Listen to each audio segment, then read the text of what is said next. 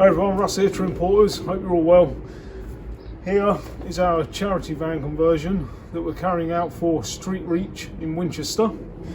And first job, we're going to apply some insulation. This has kindly been supplied by Dodo, and we're going to line this van out with these products to give some sound control to the walls and the ceiling. So let's take these panels off, clean up the sides and the walls and the ceiling, and then start laying this product up. Thanks very much, Dodo.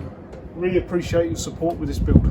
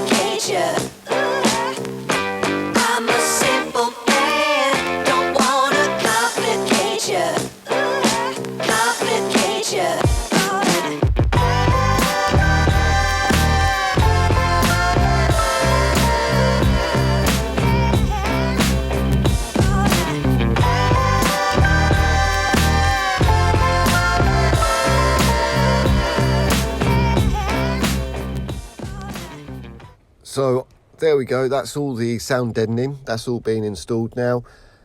There is the DODOMAT thermo liner that's got to go on next. There's a few areas that's been left because there's going to be skylights and a window fitted. But that's it for now, that's all I'm going to be filming on this. So there might be more content on this van, keep an eye out for that.